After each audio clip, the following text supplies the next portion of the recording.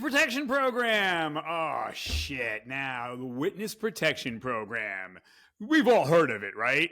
But what is it exactly? I mean, we know what the words mean: witness, protection, and a program. Protection of witnesses in a program.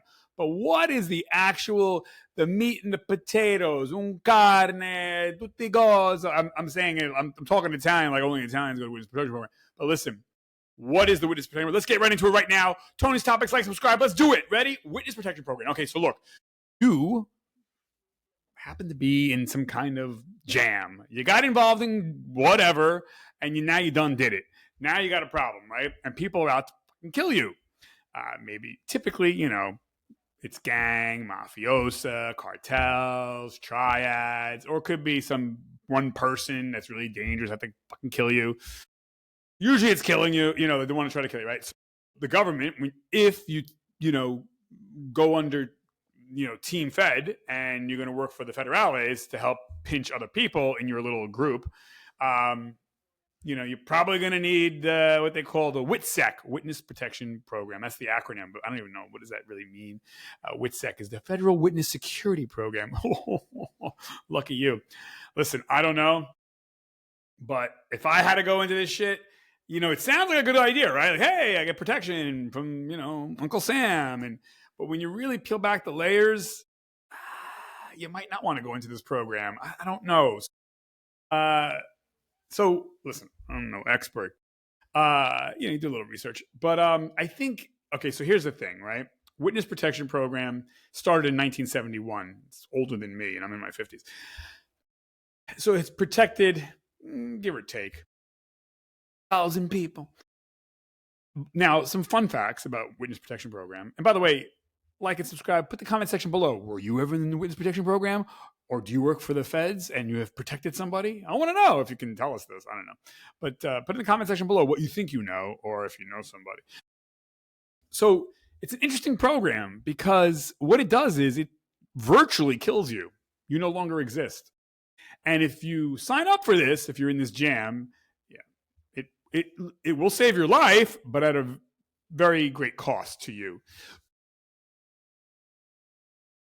If you know what you're getting yourself into ahead of time, I'm assuming the government tells people before they say yes or no, like this is what's going to happen. And it's pretty involved. So the program started in 1971. Now, it's called the Disappearing Act, but it's a virtual death. It's like this. Someone answers WITSEC, and the goal is total anonymity. I never get that right. Anonymity, meaning you're gone. You're gone. Now, that might sound cool. It's like, hey, I'm gone. No. You're gone. Like, you're going to get into a plane or a bus, and you know where you hung out in your hometown and where you rolled. Poof. You're never going back, ever. Now, you may say, hey, it's a good thing. Well, that gets old quick. The federales have a perfect record. If you follow the rules and do what they say in the Witness Protection Program, you will not be touched. Nice, right? If you don't follow the rules and you start getting willy-nilly, you're going to get iced, meaning like the bad guys or your former colleagues are going to come in at you and they're going to do you. So, do what you're told and you're going to be fine. Try to be funny and the people you're trying to hide from are going to get you. And then the federales will be like, we're not going to help you.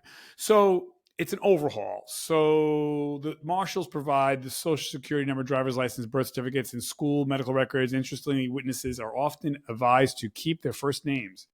So you will keep your first name. You're going to lose your last name. Unless your first name is like, Ramalama Ding Dong, then you're going to change that name because that's a very rare name. So if your name is John or Mike or whatever, you can keep that. But the last name's going to change. Your social security number is gone. Your medical records are changed. So if you have a clean medical history, you don't have any diseases, they're going to give you some diseases on the record to throw people off. Or if you have diseases, they're going to say you don't. You new medical records, new social security, new name, new phone number, new birth certificate, new high school records, new college records or no college records, no military history or military history. You're going to have to memorize all this shit. And you can never go back to your hometown, not even close, nowhere near it. And then you might be like, I don't give a shit. After a couple of months, you're going to care because you get that one friend that you do like, that one family member. Guess what? You're not going to see them. The one family member you actually like, nope. Unless they're in the Witness Protection Program, then you can talk to them and chill out with them. But if they're not in the witness protection program, no, you're not allowed to. And the government's always going to be watching you. You can't play a fast one on them. You cannot talk to anybody. No one, not your mom, not your dad, not your cousin, not your grandma, not your sister, not your brother, not your cousin, nobody, unless they're in the protection program. And sometimes, yes, the witness protection program does offer extended protection to certain family members if they think that they could be, a liability or get hurt. But maybe they'll only protect one or two of your family, but not the other 7 people in your family. So that kind of sucks because it's like, oh man, I'm going to miss that family member. Yeah, you can never talk to them again. Never, ever. Unless you opt to get out of the program, then you can, but then there's a risk. Depends how, type of colleagues you're dealing with, you know what I mean? Because some people never forget, right? So you may, so you're looking at, you're never going to see these family members again, ever.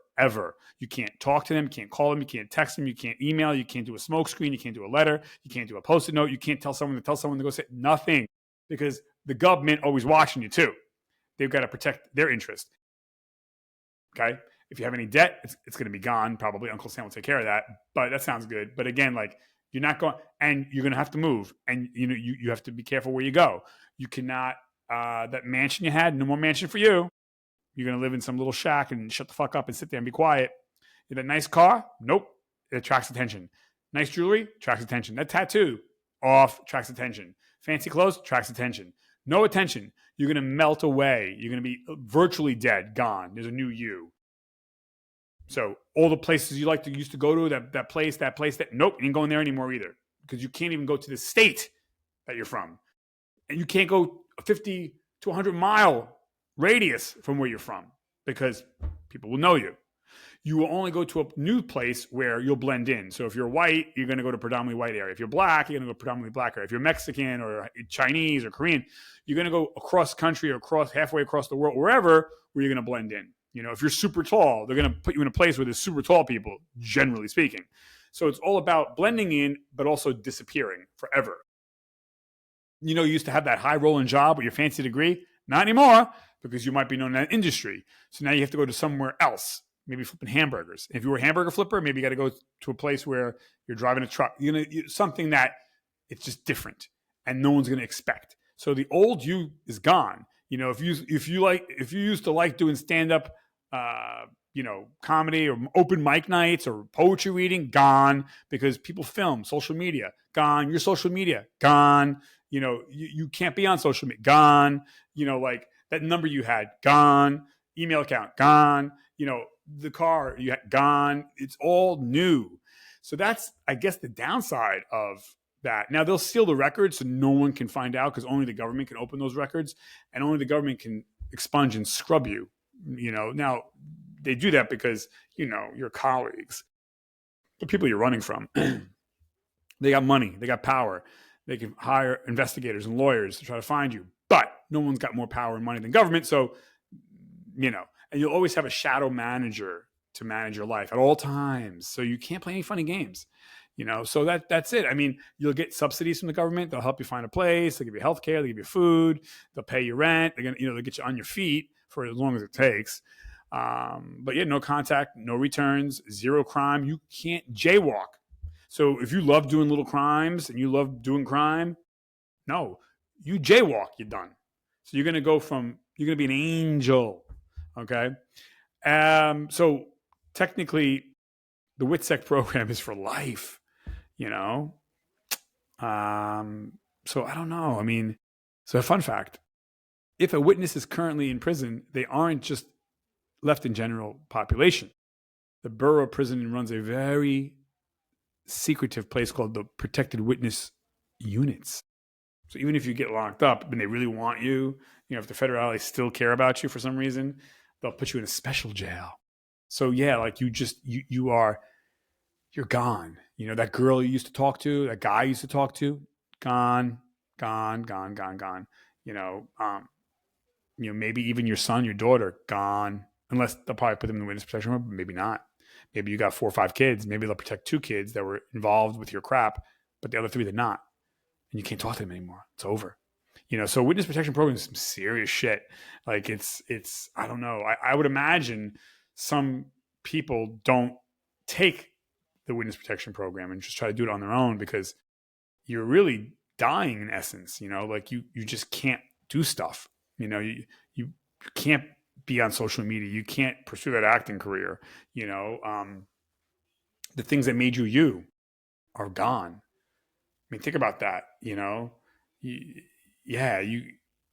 you want to leave your hood because you don't give a shit about it, but there's some people there that you loved. You can't reach out to them. You can't. No Merry Christmas, no Kwanzaa, no nothing. Dude, you had that nice life, right? Fancy car, fancy house, vacation. Nope, no more you don't, because that's the old pattern. Old patterns must be broken now and disappeared.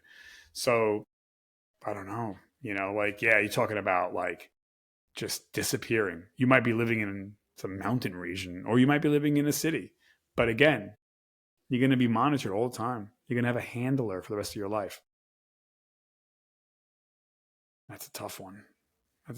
So I don't know. What would you do? Put it in the comment section below. I don't know. I guess I would have to weigh the options. It depends on if I were, which I never was, but if I were in that situation or that life, I guess I would have to weigh my options and weigh like, well, who's trying to kill me? You know what I mean? If it's a Joe Schmo person, But if it's like, some organized syndicate, I probably would go to, the witness protection program, because an organized syndicate, they got almost as much power as the government. Anyways, I guess the best thing is just don't get involved in crime and you'll be okay. Comment section below. Tony's Topics. Subscribe. Hey, kabish? Thanks. Bye.